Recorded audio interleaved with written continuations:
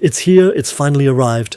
The Chest of Time update for Civilization 7, which is supposed to turn Civ 7 upside down, radically overhauled. The victory point system and the reward systems during the eras have been completely reworked.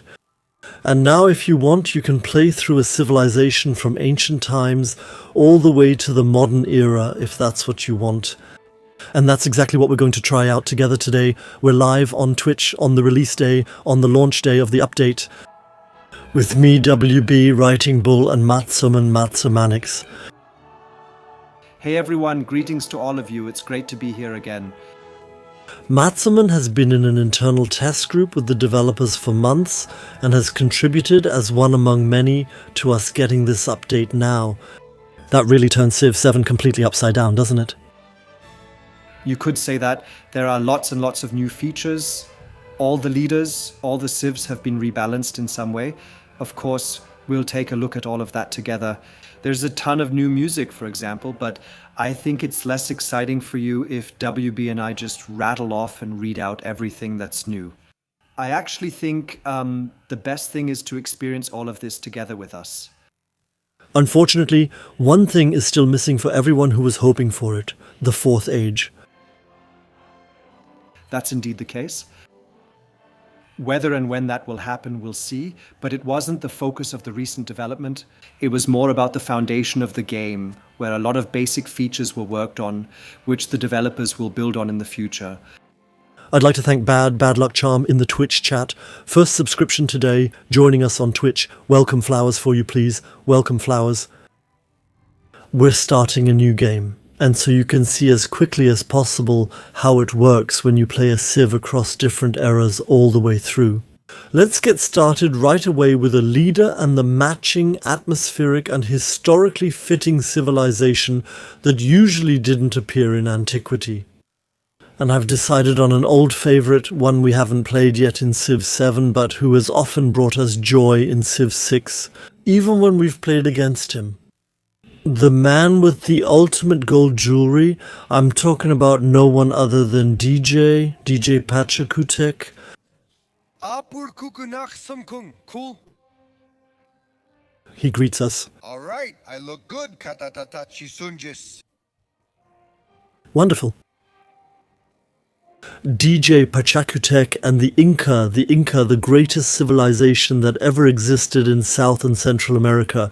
Before Columbus came and his Spaniards, then the conquistadors in tow, conquered all the empires. Once started in Peru. Then they expanded in South America, from the north to the south, from present-day Ecuador to present-day Chile, 13th to 16th. Century was their heyday, and in the 16th century, Francisco Pizarro, the conquistador, with a relatively small group of companions, conquered the empire. And with the new weapon technology that was unknown locally, and with a lot of cunning, he caused the empire to surrender. Something that is still hard to imagine today. The Inca became famous. They have one of the World Heritage Sites, Machu Picchu. There is an original Inca cultural heritage site located in the interior of South America. The Inca became famous for their stone structures. They mostly built large structures and did so mostly without mortar, and they managed to do it. They practiced terrace farming and built terraces. That is also picked up in the game here, so we get, as you can already see in the picture, plus a food adjacency from mountains. The picture reflects the game, showing that we can build terraces. And wasn't it the case, I'm not entirely sure right now, that the knotted chord writing system also came from the Inca? I think so, right? Wastematzer doesn't know right now. I think that the colourful knotted chord writing system also came from the Inca, and that the messengers always ran from one base to another with these knotted cords, or rode, but not on horses. Horses were down there at that time, yes, chat confirms. Horses were still completely unknown in South America back then. They used other riding animals, so they mostly travelled many routes on foot. So that's a little preview of the Inca. And DJ Pacha is welcomed with the phrase, Sapa Inca Pachacuti, Earthshaker, your time has come. Bring your allies among the Tira Tira Kuna. In the stones and in the light of the high places, summon them in the tracks of the puma's paws. Your people need you. You call the mountains and they tremble before you. Let them tremble again. And let's take the DJ for once. Would you briefly explain his bonus, short and sweet, Matze? Yes. Yes, so we love mountains and we love food. Because next to mountains, all our buildings get more food. And with the food, we get it in cities. That's important. We have a distinction between towns and cities. Only in cities where you also have a build queue. There, yes, a part of the food is not converted, but is additionally credited to us as production. And because of that, the last bonus is actually the weakest, because you don't really have that many cities. And there's another bonus for specialists. If a specialist is placed in a building that's next to a mountain, then that specialist requires less upkeep. It says 2 content there, the maintenance is deducted. Normally their upkeep is usually 3 or 2, normally. The specialists have been significantly reworked with Test of Time. Now, when it comes to bonuses, they work very differently. That's why it's a very relevant bonus. Now you have scaling maintenance costs. You no longer have a standard bonus, but the adjacency bonuses are there and much stronger. We'll see that in the game in a moment. But what's important for us is when we play specialists, if possible, next to mountains. Otherwise, the whole thing will be rather unpleasant. And along with that, I would suggest the civilization that suits DJ as well. Namely, the Inca themselves, who can work mountain terrain tiles. A lot depends on whether we have a good starting point. And that's going to get pretty tricky because I've chosen a random map script that you can't really control well. We get +1 food and +1 production on mountain terrain that we can work. I'd say let's get started. Thanks to the Doctor for the 12th subscription. You've been here a year. Greetings to the Doctor. Here we are. And now the age preview is displayed at the top. We start with the Ancient Era. We have a Golden Age and the Exploration Age. In short, without going into too much detail yet, what does the Era preview mean? You can look at it. Now you can start the game with any civ, no matter which era you start the game in, and continue playing with that civ. And you can now display the civilization ability and the advantages. So if you want to take a look at the Exploration Age and the Modern Age, then Apus, our civilization ability, will be adjusted. So that it still feels like the Inca, like they would probably feel in this era, so that our identity is preserved. We can already take a look at the bonuses up front, a bit in advance. That means in the last era the mountain terrain tiles will become much stronger again. That's what we just read out for our era, and in the second, in the peak era, there's a bit more food for mountain terrain again. And what can we do? Create homeland treasure convoys. Exciting. I'm really curious to see how that works. Once you've completed an alignment, that means you can generate extra gold within your own borders if you have a lot of mountains that are being worked. The city where you start a homeland treasure convoy must be working at least 3 mountains, and of course Machu Picchu, our world wonder, can be built a bit faster, obviously. We'll choose that one. And last time I already hinted at it, there's a new type of map that came with the update.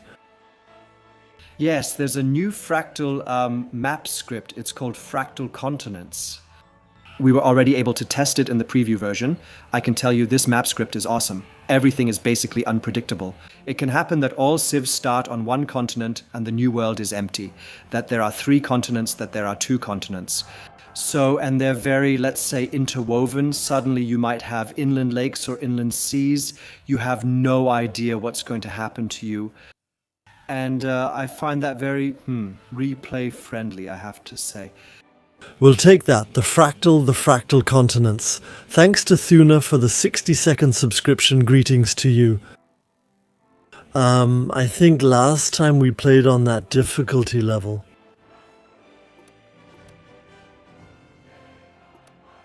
Oh, on Sovereign and said that was too easy for us. We want to go one higher. Let's play on Immortal. The reason I don't do DT Let's Plays anymore on Civ, which I did for years, is simply because I want to give myself a bit more freedom. Not always just min-maxing, but also doing something just because you feel like it.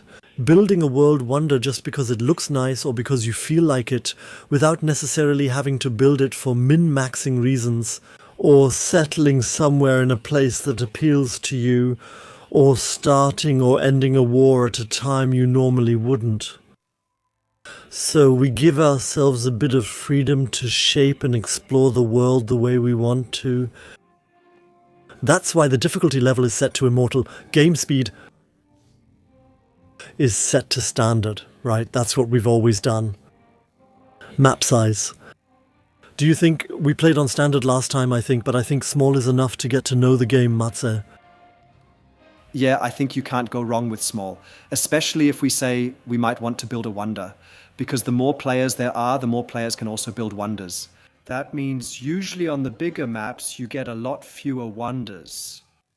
That's a new setting. When changing ages, we can switch between two options, Matze. It's not completely new, but it used to be hidden in the advanced settings and is now much more prominent. For example, the units are not all reset to their starting positions, but after the age change, which now feels much smoother. I want to emphasize that. Then they also stay there, for example, where they are, so that the relationships stay as they are, and that makes for a much more seamless game. This right here, continuity. That's how we want to play, and we can take a look at the advanced settings, and unfortunately I've already spoiled the random seed. BW, if he spoils it for us, there will be trouble. Now you can play along at the same time. We just spoiled it, and now you can play the game on your own computer at the same time and then compare how you progress. Based on your experience, what else would you change? I think we always set the age length one higher, right? You can do that. That changes a bit now too, because the age length is also very dynamic, depending on how many of the legacy paths you've reached, and then some turns are subtracted for when the age comes to an end. Now, the standard length is always 140 turns. If we set it to long, the age length per age is always set to 160 turns, and it's much less dynamic. I think 140 is actually enough. What about you? Exactly. With the standard size or length, it's not very likely that you'll actually reach the end of all the research trees. If that's important to you, then I would rather recommend the long one. If you say, if I haven't finished researching everything in the antiquity before the age change, that's not a big deal. I haven't built all the buildings, then stick with standard.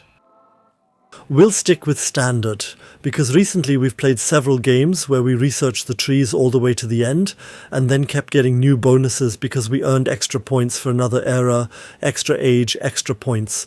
And for the sake of variety, we'll do it this way this time. Start in the antiquity, everything else stays as it is. Let's confirm. You can also scroll down, yes. If I may, one thing can still be very, very relevant. It's easy to overlook here. There's actually a new setting, something in the middle. It says Triumph Settings. There are different types of sets there, with these replacing the legacy phase, where you can unlock mini tasks for yourself. By default, it's always set to 30.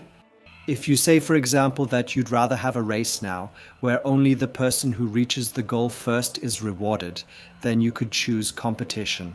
And there are also these are very individual sets with significantly fewer triumphs you can get if you're going for a military approach or for those who are into exploration. But for our first game, my recommendation would be to go with standard. For those who thought the old legacy phase was super cool and want to have it based on that, classic would be the right choice. We'll go with standard, and that's why we want to show you the game as it is now and how you'll probably play it too. We'll confirm that and continue. There's also an important setting down below. It's important to many of you that the leaders match the civs, and there was a lot of criticism that that somehow a modern leader is playing a civ that has nothing to do with them, which can be strategically very interesting. There are settings for that.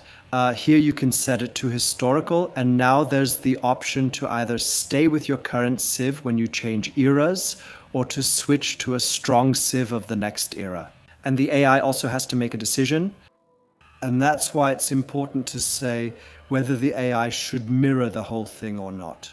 That's set by default in the advanced settings. That means if we decide to stick with our CIV, the AI will also do the same.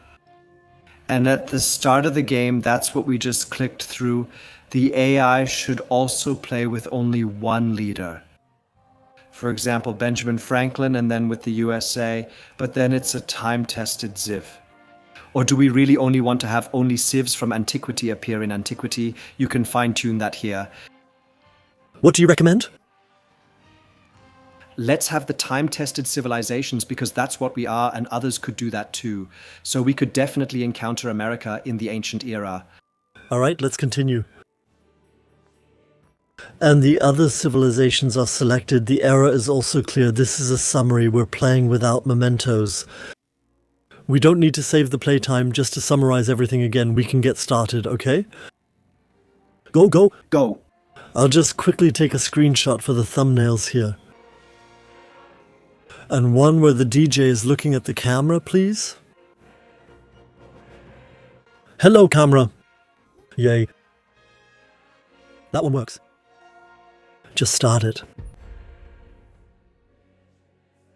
CWB target calls in the chat.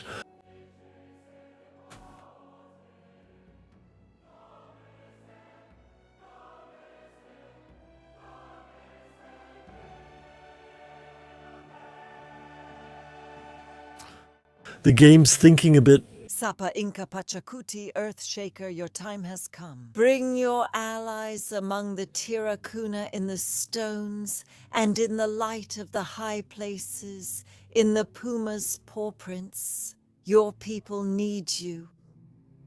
You call the mountains and they tremble before you. Let them tremble again. Here we are. And here we go. So the first thing is always, where are we starting and what does the place look like? And it looks okay. We have a lot of rivers. Rivers give various bonuses and benefits in the game. We have camels and gold. Gold is one of my favorite resources in the game. Well, maybe not anymore. There have been some balance changes.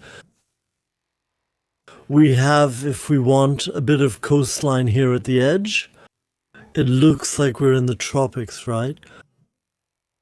No, Savannah Highlands. But the tropics must be somewhere nearby. I always like the tropics. What would you guess? Are the tropics below us or above us? South or north? Wow, I'm just supposed to say that. I tend to think it's north, but I could be terribly wrong. I just don't dare to make a prediction, and if in doubt, I'll say I'll follow Matze. Okay, then the question is, where do we start? This is the resource display. I think it's okay, Matze. What do you think? I think it's good too. We have rivers, we have resources that are well located. The mountains aren't right next to us, they're a bit further away. Okay, but we'll just expand a bit. We could go one step towards the mountains, but we don't know exactly what we would lose then. Wait. Right, exactly. Besides, that's the real challenge, to settle where the game gives us a spot and just live with it. That's obviously where our settlers want to found the city. And since it's not a disaster, and we're also on a river, so at least we don't get any penalties when it comes to happiness, I'd go ahead and do it. There's no way out for me now. You explained it perfectly. Let's found the city. Cusco was founded and a bit more visibility, no. And we're getting our first unit. I'm going for a spear. Are you too? I love exploring. It's still a lot of fun. Mostly spear. One more turn. Thanks to Christian Hay. The splendor of the new world arose bathed in nectar, bathed in love. Best regards to Christian Marin. Thanks for your 27th subscription and your long-standing loyalty to the GAN project overall. Clemmy, thanks for your 10th anniversary. So we could already take a look, or we could go scouting first. It doesn't really matter which direction we walk. We'll expand toward the mountains, but we'll make faster progress to the left. I'll walk along the coastline for a bit because we'll probably want to settle along the coast rather than anywhere else. The coastline seems to be down here. We're choosing our first tech. You have the choice, choose ceramics or animal husbandry. We probably don't need to water. We could get Slinger as an early unit. Or we don't know yet what kind of improvement we'll probably be building a lot there.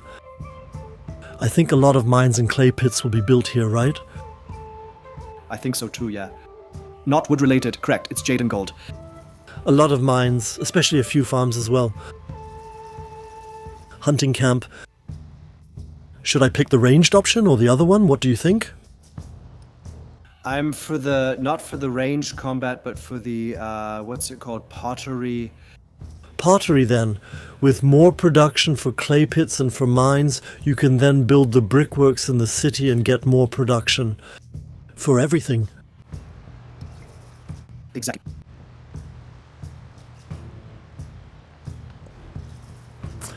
So next build, honestly, I wouldn't do 2 scouts. I mean, you can do it. We don't know how big this is. You also get exciting adventures. So I think warriors are overkill, scouts or granary. Matze, your call. I'm in favor of another scout because maybe we're on a really small island. Maybe it's also a huge continent, and then we'll be prepared. 1 turn later. What's it like for you to watch me here, actually? You can walk right in there. And not being able to take your own turn. It's super relaxing for me because I can just talk smart here and give tips, but in the end, you'll always have the responsibility. And, thanks. Well, I enjoy it. Just go in once. A small group of soldiers, including clever engineers, has fled their homeland and curses their despotic general. They long for a fulfilling task. In Cusco we can no longer gain science or production, nor can we happily accumulate enough satisfaction for the next celebration. I would take production and science, Matze, and you. Yeah, I would say so too. That way we'll have our next spearman ready the turn after next. A second one, not expanding. We have the second citizen. I'll turn down the background music a bit. By the way, yeah, maybe it's new. You can imagine that there had to be a lot of new music simply because now you can play every piece anywhere. They recorded some new pieces. They completely reused existing pieces or parts of them. And overall, how many were there again? I think there were over 170 new pieces of music added. Also general background music pieces that exist in every era for both the war and peace phases. There's a lot in there. And we're going to expand the city once. There's also a developer diary just on this topic, audio. And we could also check the resources again, down here gold. 1 more gold, 1 happiness in all settlements. Sounds cool, but it's not the game changer. Yeah, Jade gives 10 more gold. That's completely unimportant at this stage of the game. More resource capacity in this city as we currently have none, thanks. We'll get that sooner or later. I would take whatever benefits us the most in the short term, Matze, namely this field up here.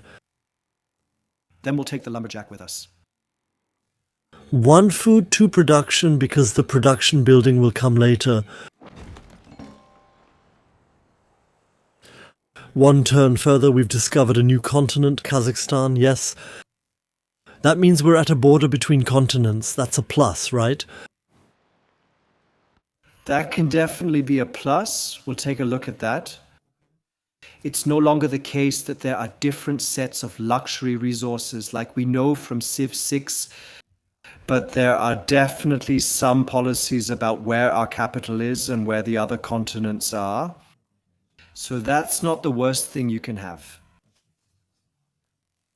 We have an idea where the coastline runs, and then we run into a little wordplay here, namely silver. And more camels again, I really like that. Up here there's incense, more gold, plenty of resources close to us. 1 turn later.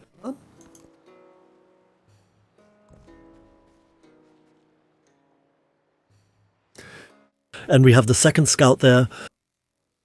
With that one, let's move in the opposite direction now, Matze. Absolutely. We can always keep searching a bit for new discoveries that we can find. A larger radius will be revealed, showing if something's in range and where the next bonus hut is.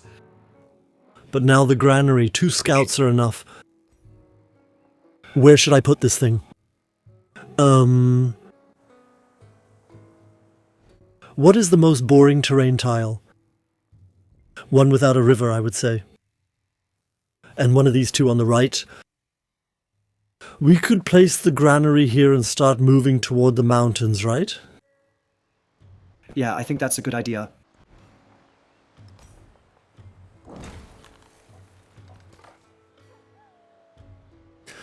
So, we've explored that. I'll go over here at the top as well. This should move forward up here over the ridge.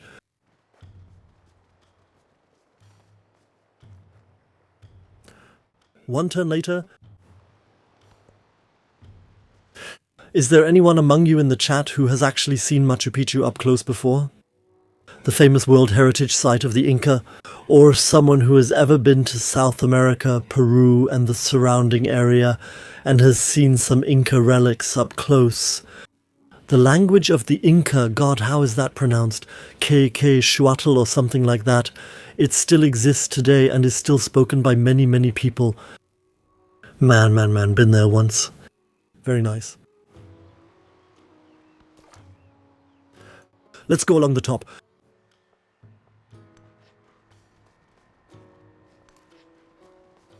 Yes, there are many small rivers, little streams that flow into the sea.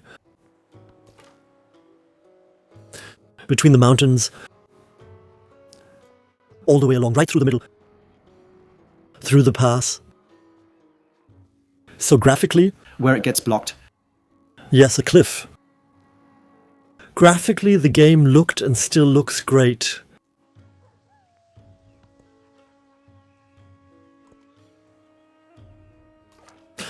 Someone in the chat suggested we use the Scout's lookout tower.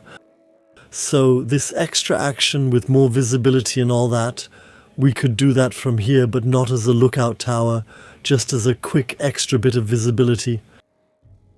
Search, what was that? Was it here? Search, yes, I. Not the lookout.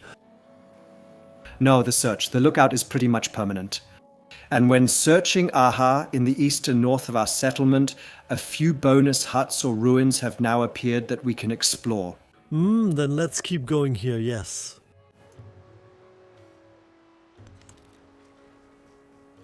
We could also search here too. And we've discovered a city-state. Oh, Miserverde. A scientific city-state, I like that. Because we might be able to activate influence points there soon. We need a country in 170 to become friends with them there. And they are friendly towards us. That's good too. We don't have any neighbors who will try to fleece us early on. Rio, thanks for the 35th subscription. Greetings to Rium. Rio. City growth, next modernization. Yes. Should we go up? We'll get camels eventually, right? We can get them, and we don't have to actively use the camels. We can just leave them unassigned and get a small empire-wide bonus for that as well. A bit more gold and a bit more happiness. I think that's yes, yes. Of course, I don't believe that here, but yes. And the camels were assigned automatically. And there's also a button on the right or at the bottom where you can click Remove Assignment. Redesigned, very stylish. Yes, the whole window has been completely redesigned when it comes to resource management. Now you can use drag and drop, and you can use filter and sorting options. That has been significantly improved. So on the one hand, I'm happy, but on the other hand, drag and drop isn't exactly a futuristic technology in computer games. Why wasn't it there before? Although you could ask that question about 1,000 things now, and of course it's kind of unfair, but it's still on the tip of my tongue. I hope that's understandable on a human level. If we don't assign them, we get +1 gold, +1 happiness. If we do assign them, we just get 2 more resources. That doesn't benefit us at all. How do I deselect them? Does right-click work? No, it just closes the window. Can I drag them to the left like that too? Yeah, it works. Very nice. One more turn. They're all made of clay, that's it. We have unlocked our first tech, can build a brickyard, and all clay pits give one more production, which doesn't help us at all at the moment. An extra technology. Yes, we could try to go for the library early so that we can make progress at a decent pace. What would you recommend for us? Codex is also useful early, but that's a mastery. Or unlock animal husbandry and the sawmill as well. After all, we have a lumberjack. We have a lumberjack, and I think the sawmill is also good, especially in combination with the granary, because we can build both in the same district. Then we also get an adjacency bonus with our palace, which complements things very well. And for the library, we also need a good location, preferably next to lots of resources. We might need to be able to expand next to it first. Here's a brief explanation of why we may want to place the building elsewhere. Our buildings get a trait, an ability from DJ Pachacuti, whom we're playing, plus 1 food from mountain adjacency. But that doesn't mean per mountain, Matze, I think. It just means if there's a mountain at all, right? I mean, each mountain gives an extra food tile. And the Inca also give 1 food and 1 production on top of that. And you mean that's also per mountain? That means we're working our way towards the library. But why would you place the library next to a mountain? Why is that important there? And why isn't that important for the ageless buildings? I don't understand that. Ageless buildings also get an adjacency bonus from the mountains. That applies to all buildings. What's important for the library, besides the mountains, are also the resources on the map, because that way I get more science. Oh, that's the adjacency bonus. Which is in addition... Alright. I'm thinking more and more about the next era already.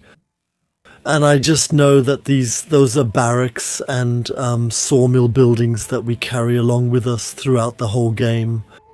And I would place those in a really cool spot, like where you get the bonus from the mountains because you benefit from that for 3 eras. I think that's more important than the library, which you eventually remove. Do you understand? I understand, and I think both options are possible. It's not like clearing something and building over it has no benefits, because new construction goes faster, and for example, I get an even bigger adjacency bonus. So we can do both. I would go for the library because I want to get science early so we can actually make progress here. Currently we have just 10, which isn't much. We'll send our invitation around the area more.